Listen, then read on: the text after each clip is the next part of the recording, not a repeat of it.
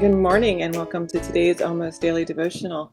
We talked yesterday in worship about finding hope in the midst of suffering and the way that we are called as Christians to risk a little suffering, to act on behalf of Christ, to do what it is Jesus would have us do. And so today, this week, we're going to talk a little bit more about what does that actually look like? What does it look like practically in our lives to risk on God's behalf? So our first story this morning is going to be from 1 Kings chapter 17. Sometime later, the brook dried up because there'd been no rain. The word of the Lord came to Elijah. Go at once to Zarephath in this region of Sidon and stay there. I have directed a widow there to supply you with food. So he went to Zarephath. When he came to the town gate, a widow was there gathering sticks. He called to her and asked, Would you bring me a little water in a jar so I might have a drink? As she was going to get it, he called, And bring me, please, a piece of bread. As surely as the Lord your God lives, she replied, I don't have any bread, only a handful of flour in a jar and a little olive oil in a jug. I am gathering a few sticks to take home and make a meal for myself and my son, that we may eat it and die. Elijah said to her, Don't be afraid. Go home and do as you have said.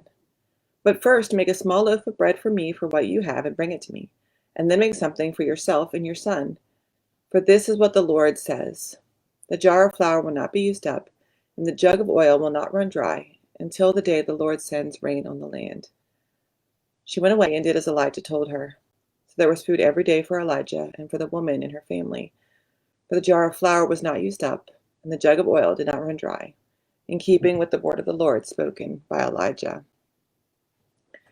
Now my children are getting old enough to start to understand some of the more difficult stuff in the world. And one of the things that we talked about this morning as we were eating our breakfast was that not everybody has food whenever they want it.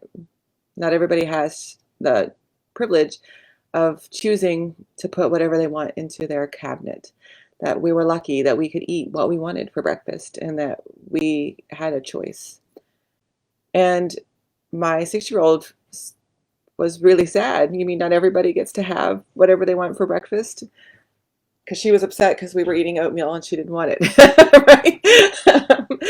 And it's a stark reminder that we are, most of us, quite blessed to have food. It may not always be the food we want, but most of us have food to sustain us, to fill our bellies. Now Elijah was sent out into the wilderness by God. God said, Go out into the wilderness and I promise to take care of you. And God did. Even in the midst of famine and disease and drought, Elijah never went hungry. He never went without. He was fed in one way or the other through birds in some cases, and in this case, a widow and her son. Now Elijah could have chosen two paths here. He could have let her do what she wanted and continue to just drink the water that she offered and then let her go home because he was secure, he was safe. But he chose to risk. He chose to risk that his blessing would extend to her as well, that his blessing from God would be enough to cover him and her son. Because there was no guarantee from God that Elijah's protection would provide for other people in the land. God only promised Elijah. But Elijah took the risk on behalf of the widow and the widow's son to extend a little bit of his blessing and a little bit of his privilege to her. And she didn't have that or have access to that. And so none of them went hungry.